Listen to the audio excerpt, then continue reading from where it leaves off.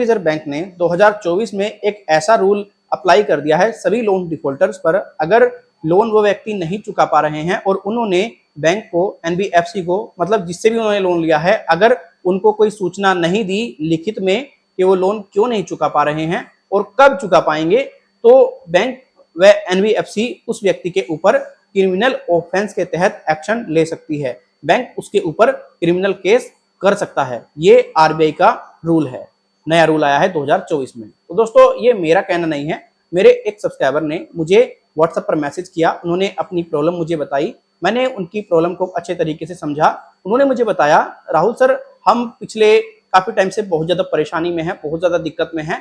हमने 1,25,000 रुपए का एक एनबीएफसी के माध्यम से लोन लिया था, हम उसको कंटिन्यू पे कर रहे थे, कोई दिक्कत नहीं थी, कोई परेशानी नहीं थी, लेकिन अचानक से हमारी जॉब चली जाती है, जिसके बाद में काफी दिक्कत आ जाती है, काफी परेशानी आ जाती है। हमारी एक ईएमआई डिफॉल्ट होती है, फिर दूसरी ईएमआई डिफॉल्ट होती है, फिर तीसरी ईएमआई डिफॉल्ट होती है। ऐसे कर करके हमारी सारी ईएमआई जो है वो डिफॉल्ट होना शुरू हो जाती हैं। जब हमारी ईएमआई डिफॉल्ट होना शुरू होती हैं तो हमारे पास में काफी कॉल आती हैं, जो कि रिकवरी एजेंट्स होते हैं, हमें काफी ज्यादा गालियां देते हैं कॉल करके, हमें बेइज्जत करते हैं, हमारा पूरे तरीके से ऐसा क्रिएट कर देते हैं माहौल, हम पूरे तरीके से ऐसा सोचने लग जाते हैं कि यार हमने पता नहीं ऐसा कौन सा गुनाह कर दिया, ऐसा क्या हो गया।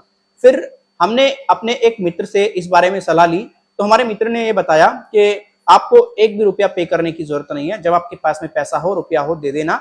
आपके पास में कोई भी कॉल आ रही है, आप उसको इग्नोर कर दो, कोई भी आंसर मत दो, आपके ऊपर किसी प्रकार की कोई दिक्कत परेशानी नहीं आएगी। वो क्यों नहीं आएगी? क्योंकि आपने लोन लेते समय ना तो कोई चेक दिया, ठीक है, और ना ही आपने किसी प्रकार का कोई भी मतलब ऐसा फ्रॉड किया है जिसमें कि डॉक्यूमेंट्स फ्रॉड माना जाए, या फिर आपने कोई ऐसे मनसा अपनी नहीं रखी है जिससे कि आप ये चाहते हो कि आप लोन नहीं चुकाना चाहते, ऐसी कोई मनसा भी आपकी नहीं है। भाई आपकी प्रॉब्लम है, आप सिंपली इग्नोर कर दो।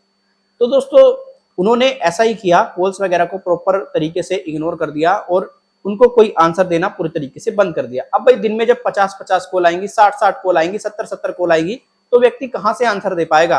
और जब वो आंसर नहीं दे पाएगा तो बहुत सारी समस्याएं आप लोगों को पता है, ये लोग क्रिएट कर देते हैं, कहीं रिश्तेदारों को फोन, कहीं किसी को फोन। तो उन्होंने इन सब चीजों को मैनेज किया। अब उनके पास में व्हाट्सएप पर एक मैसेज प्राप्त हुआ है, इसमें उन्हें बताया गया है कि आपने हमारी जो एनबीएफसी है उसको सूचना नहीं दी, आप लोन डिफॉल्ट कर रहे हैं, तो वो क्यों कर रहे हैं, क्या इसका कारण है और आप कब तक पे करेंगे। इस वजह से आरबीआई के रूल का हम उपयोग कर रहे हैं, और आरबीआई का ये रूल कहता है 2024 में अगर आप किसी बैंक एनबीएफसी को लोन नहीं चुका पा रहे हैं और उसको आप कोई सूचना भी नहीं दे रहे हैं, कोई कारण भी आप नहीं बता रहे हैं, और ये आप ये नहीं बता रहे हैं रिटर्न में कि आप कब तक पे करेंगे, तो उसके ऊपर वो बैंक एनबीएफसी क्रिमिनल ऑफेंस के तहत कार्रवाई कर सकता है। जैसे कि उसको जेल हो सकती है, उसके ऊपर और भी चार्जेस लग सकते हैं, बहुत सारी चीजें उस व्यक्ति को बताई गई। तो देखो, आपको पहले तो ये बात समझनी है, जब भी आप किसी प्रकार का कोई भी लोन लेते हैं किसी भी बैंक से या फिर एनबीएफसी से, आप नहीं चाहते कि वो लोन डिफॉल्ट हो, लेकिन परिस्थितियां ऐसी सिचुएशन ला करके खड़ा कर देती हैं जिस वजह से आपका लोन डिफॉल्ट हो जाता है।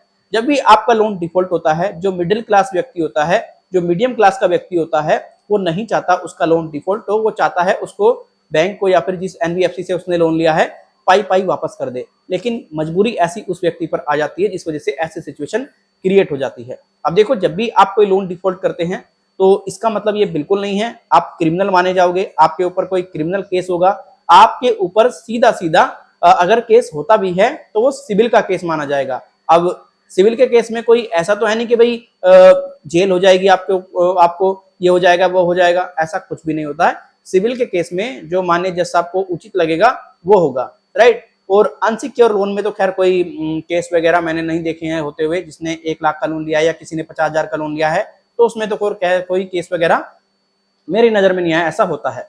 अब बात कर लेते हैं आरबीआई के रूल का। आरबीआई क्या ऐसा कहता है, अगर आपने लिखित में बैंक को या फिर एनबीएफसी को नहीं बताया आप लोन क्यों नहीं दे रहे हैं और आप कब तक देंगे, तो क्या आपके ऊपर कोई क्रिमिनल केस हो सकता है? बिल्कुल आरबीआई ऐसा नहीं कहता है। आरबीआई का कोई ऐसा रूल नहीं है। सीधा सीधा अगर आपको कोई ऐसा मैसेज करके बता रहा है, आपको वो व्यक्ति मिसगाइड कर रहा है, मैन्युपुलेट कर रहा है, और इससे ज्यादा कुछ नहीं। जब भी आप लोन डिफॉल्ट करें, आप एक काम करें, मैं आपको एडवांसली बता देता हूं। लोन डिफॉल्ट होते ही आप अपनी जो प्रॉब्लम है, जिस बैंक से या फिर जिस एनबीएफसी से आपने लोन लिया है, आप उसको एक रिटर्न में ईमेल कर दें उसके ऑफिशियल मेल आईडी पर और अपनी प्रॉब्लम बता दें कि मेरा ये रीजन है पेमेंट ना करने का और इस प्रकार की दिक्कतें मेरे साथ में चल रही हैं, और जैसे ही मेरे पास में पैसा होगा मैं पेमेंट कर दूंगा। ठीक है, ये आप ईमेल कर दें और उनको बता दें कि आप मेरे को इस प्रकार से कॉल वगैरह मैसेज वगैरह मत करो, तो उसमें आपकी काफी ज्यादा हेल्प हो जाएगी और इसमें आपकी काफी ज्यादा कोई दिक्कत परेशानी आपको नहीं होने वाली है, बहुत अच्छे तरीके से आपको हेल्प होने वाली है। अब देखो, ऐसे व्यक्तियों को काफी ज्यादा गाइड किया जाता है कि भाई आप रिटर्न में नहीं देते हैं तो आपके ऊपर हम केस कर देंगे, क्रिमिनल बना देंगे, आपको चोर बना देंगे, आपके ऊपर 420 का केस कर देंगे। अब देखो, जब कोर्ट में केस जाता है वो माननीय जज साहब के सामने सारी चीजें जब रखते हैं तब वो डिसाइड करते हैं जज साहब के इसके ऊपर क्रिमिनल केस माना जाए या इसको हम सिविल का केस माने। और अगर आपने किसी प्रकार का कोई चेक नहीं दिया है और अगर आपने चेक दिया भी है वो सही दिया है, एक्चुअल चेक दिया है, जेन्युइन प्रॉब्लम है बाउंस होने की, तो कोई दिक्कत परेशानी नहीं होने वाली है, केस भी होता है तो। ठीक है ना। और अगर आपने कोई डॉक्यूमेंट्स फ्रॉड नहीं लगाया, कोई आपने फर्जीवाड़ा नहीं किया, तो आपको डरने की आवश्यकता नहीं है। आरबीआई का कोई ऐसा रूल नहीं है कि आप लिखित में बैंक एनबीएफसी को ना दें तो आपके ऊपर क्रिमिनल केस हो जाएगा, कोई ऐसा रूल आरबीआई का नहीं है। तो इस वीडियो के माध्यम से मैं आपको यही बताना चाह रहा था। अगर ये वीडियो आपको अच्छा लगा, वीडियो को आप लाइक करके जा सकते हैं, अच्छा नहीं लगा वीडियो को आप डिसलाइक भी कर सकते हैं। कोई सुझाव आप हमें देना चाहते हैं तो आपके सामने जब आप वीडियो देख रहे होंगे कमेंट सेक्शन का ऑप्शन नजर आएगा, आपको कमेंट पर क्लिक करना है और बेटर से बेटर कमेंट देना है जिससे कि हम अपने कंटेंट को और बेहतर कर सकें। अगर वीडियो में कुछ आपको जरा सी भी हेल्प हुई है तो लाइक जरूर कर दें, हेल्प नहीं हुई है डिसलाइक कर दें और रीजन बता दें कमेंट में कि क्या कमी रही इस वीडियो में। और अगर आप हमसे पर्सनली बातचीत करना चाहते हैं, हमारी पेड सर्विस का इस्तेमाल करना चाहते हैं, तो देखिए आपके लिए हमने एक पेड सर्विस की शुरुआत हाल ही में की है जिसमें कि हम आपको बेटर से बेटर गाइडलाइंस प्रोवाइड कराते हैं।